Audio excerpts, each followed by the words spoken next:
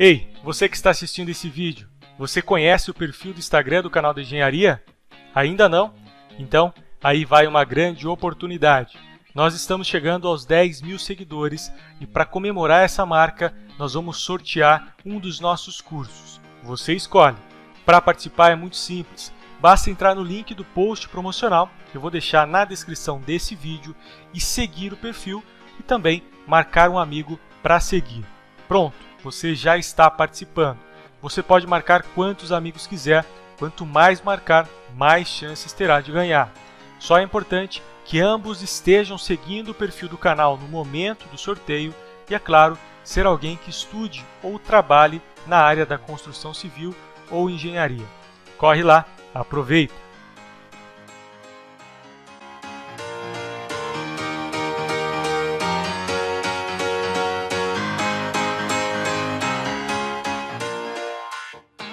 Fala galera, sejam todos muito bem-vindos a mais um vídeo do canal da Engenharia. Eu sou o engenheiro Felipe Rodrigues e no vídeo de hoje nós vamos dar sequência aí aos nossos vídeos de pré-dimensionamento e levantamento quantitativo, mais precisamente fazendo o pré-dimensionamento das lajes. Lembrando, pessoal, todo o material que eu utilizar nessa série de vídeos vai estar na descrição do vídeo. Eu vou criar uma pasta no Google Drive e compartilhar o link com vocês. E aí vocês podem baixar essa plantinha, baixar qualquer tabela ou planilha que eu venha utilizar nessa série de vídeos para que vocês possam aí usufruir no dia a dia de vocês sem problema nenhum. Tá certo? Então, a intenção aqui do canal é sempre ajudar vocês o máximo possível. Bom, vamos lá.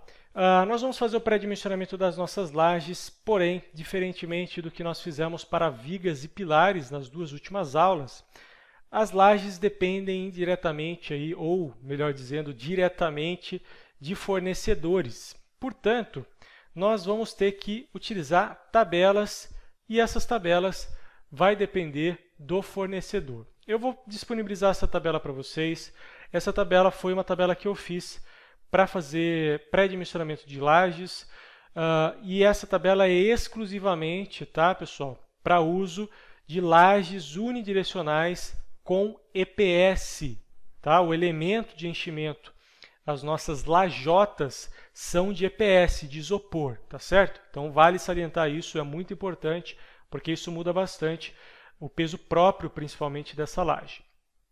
Então, essa tabela aqui, pessoal, ela é muito simples de utilizar e eu vou explicar para vocês exatamente como que a gente utiliza, mas de todo modo eu vou deixar para vocês, vai aparecer aqui em cima no cardzinho, alguns vídeos onde eu utilizo essa tabela e também explico mais profundamente como faz a utilização de todos esses dados que nós temos aqui.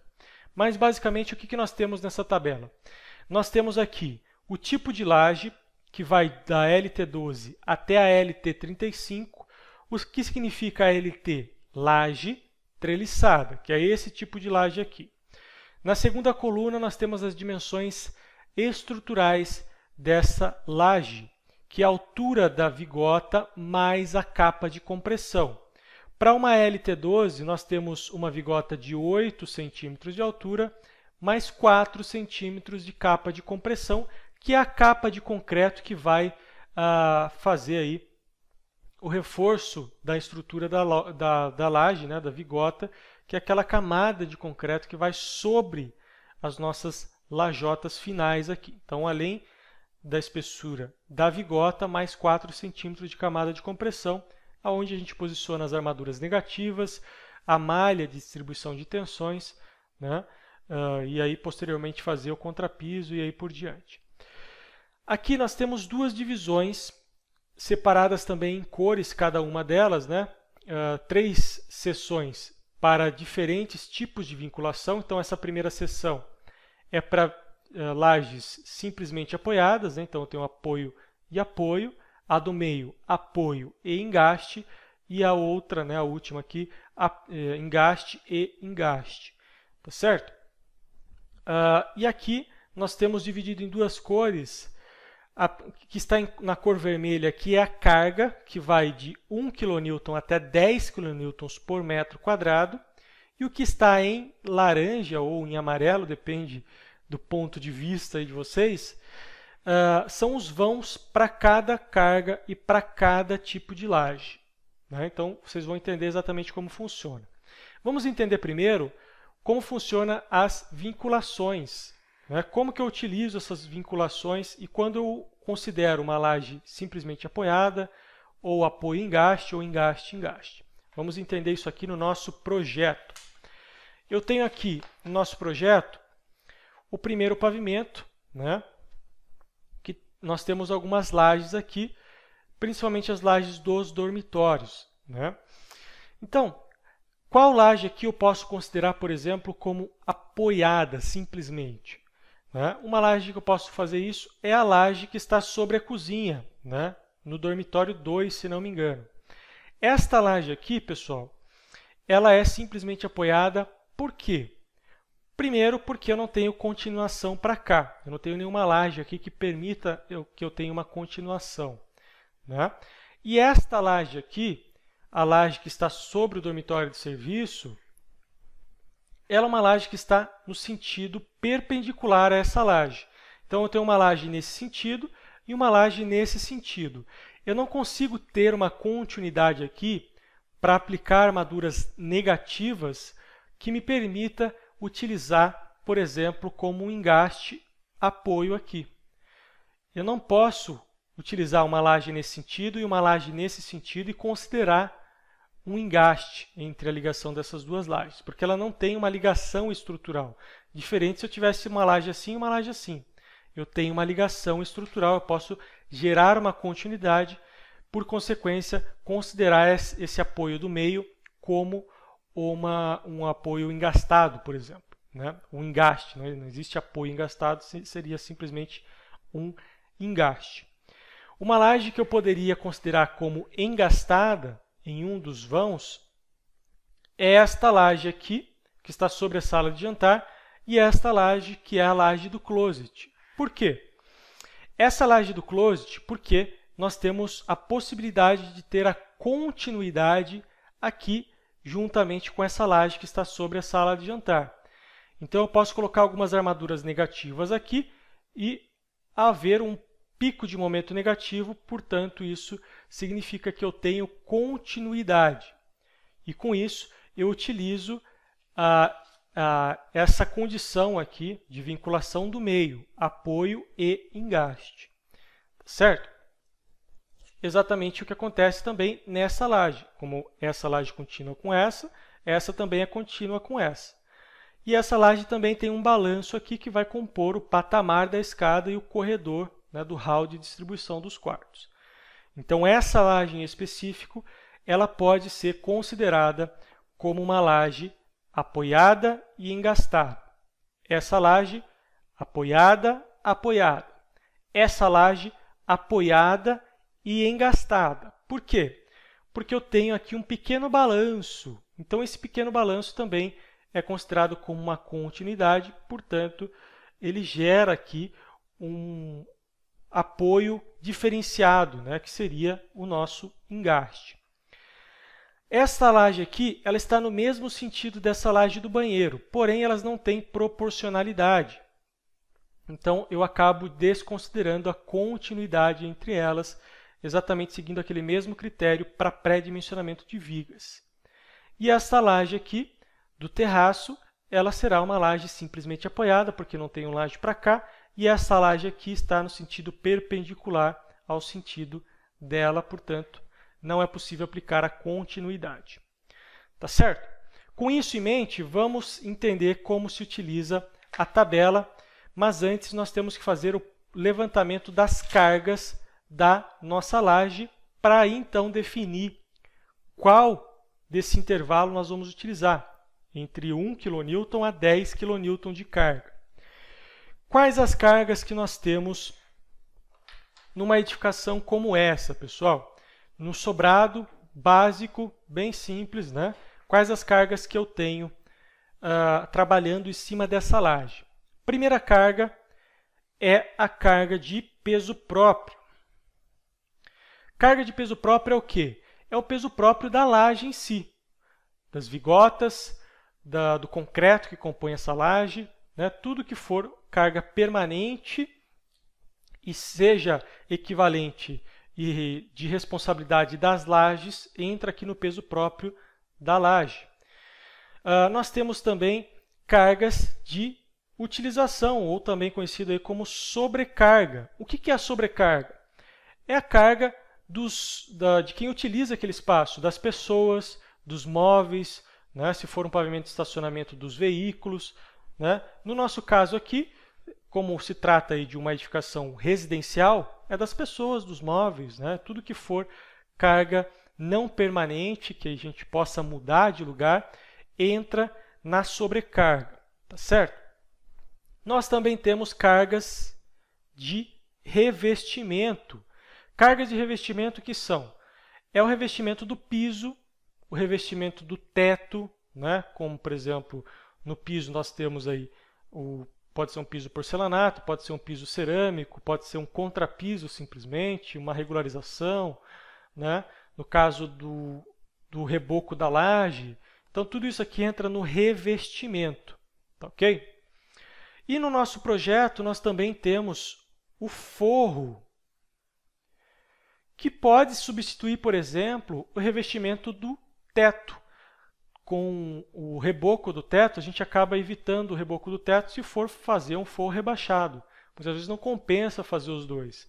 Faz apenas o forro rebaixado para que seja aí uma carga menor, né? Eu também consigo economizar com cargas, com mão de obra, né, e material no revestimento. Qual é a sobrecarga de uma laje como essa daqui do nosso projeto? Quem vai ditar qual é a sobrecarga do projeto, pessoal, é a NBR 6120, que trata das cargas nas edificações. Na tabela da 6120, que mostra lá todas as cargas, no item 11, nós temos edifícios residenciais. E lá temos duas cargas principais, de 1,5 kN, que é para dormitórios, cozinhas, salas, e de 2 kN, que é para área de serviço e lavanderia. No nosso projeto, nós temos no pavimento superior, né, no primeiro pavimento, apenas dormitórios, vejam só. Tenho 3 suítes e 3 banheiros, né, que já estão compostos aí na suíte, logicamente, e um closet. Portanto, eu não tenho área de serviço e nem lavanderia, que é a carga de 2 kN. Nesse caso, a nossa sobrecarga, portanto, é de 1,5 kN por metro quadrado. Isso equivale a 150 kgfm por metro quadrado, mais ou menos, tá, pessoal? Fazendo um arredondamento. Então, a cada metro quadrado de carga de utilização desse ambiente, por exemplo, do dormitório, eu posso aplicar 150 kg. Né? Isso é exigido em norma. Para a carga de revestimento, aí vai variar de acordo com o revestimento que o cliente vai aplicar na edificação. Mas, para efeito de pré-dimensionamento, nós podemos utilizar 1 kN por metro quadrado, que é aproximadamente 100 kg por metro quadrado. Tá certo?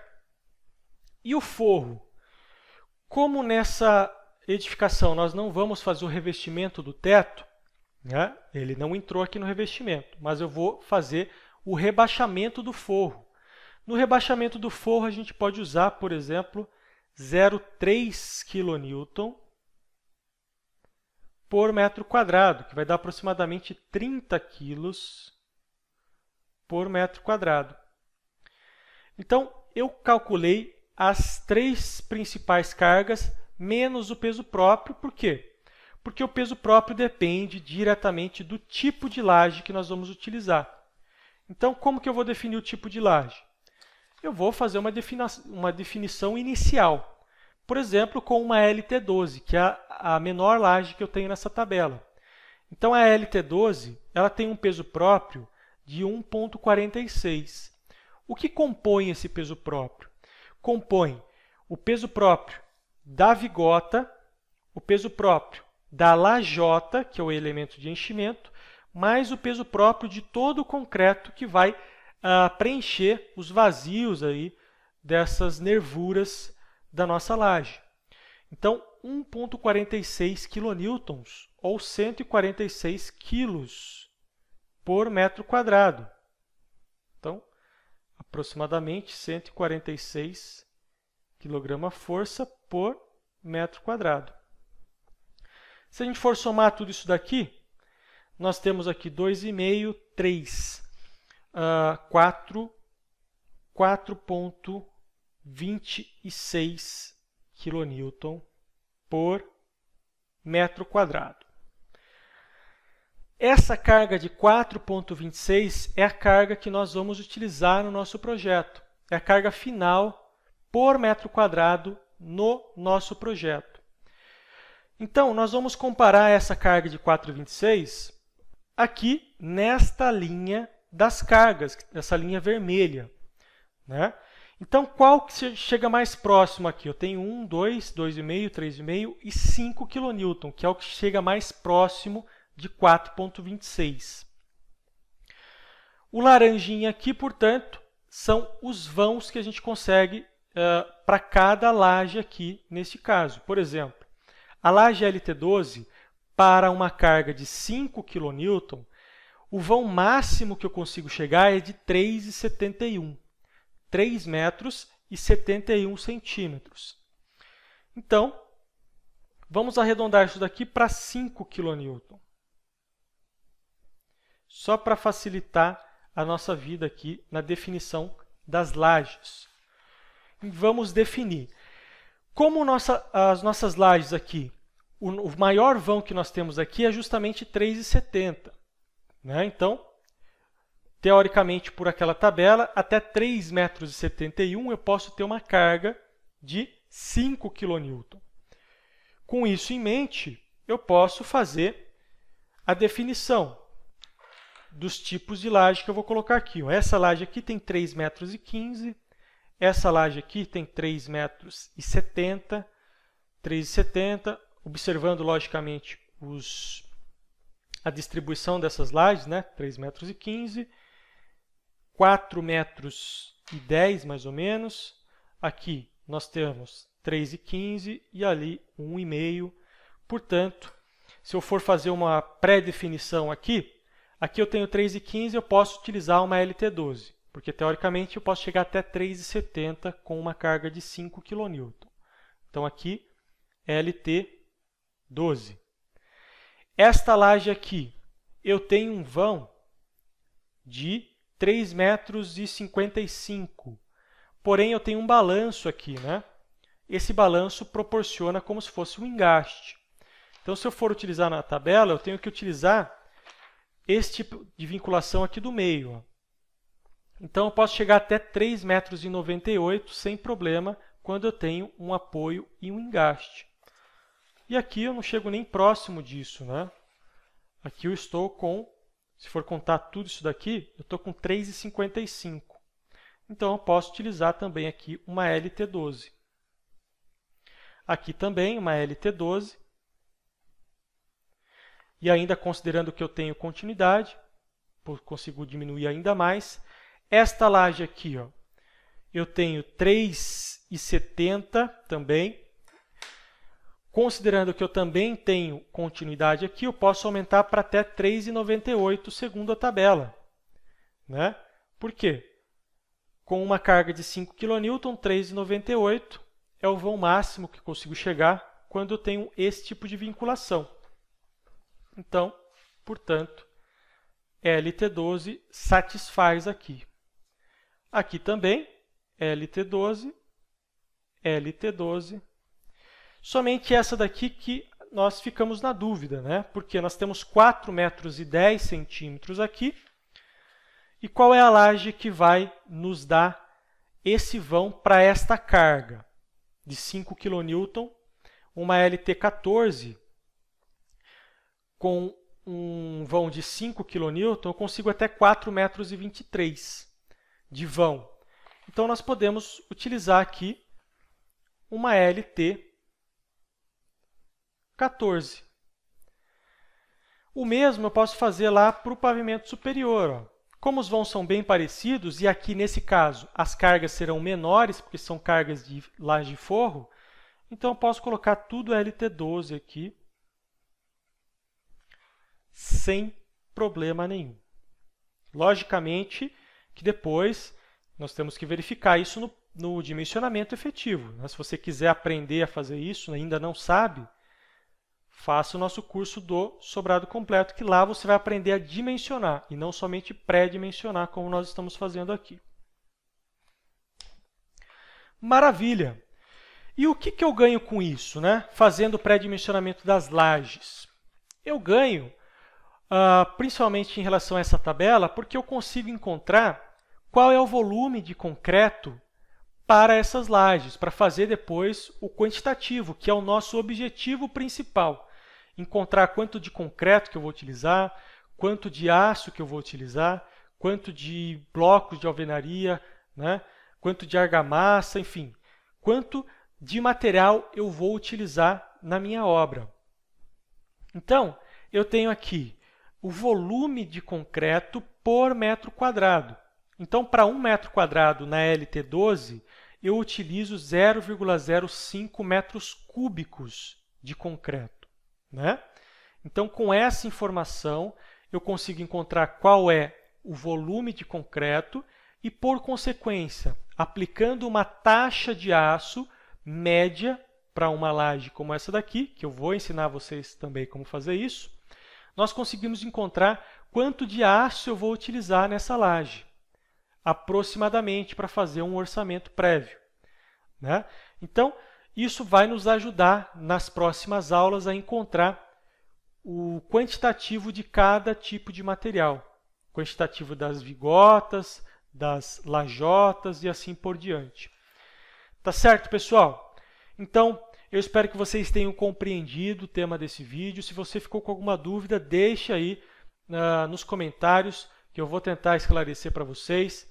E todo o material que eu utilizei nessa aula e nas aulas anteriores vai estar aí no link abaixo deste vídeo. Então, aguardo vocês no próximo vídeo. Valeu e até lá!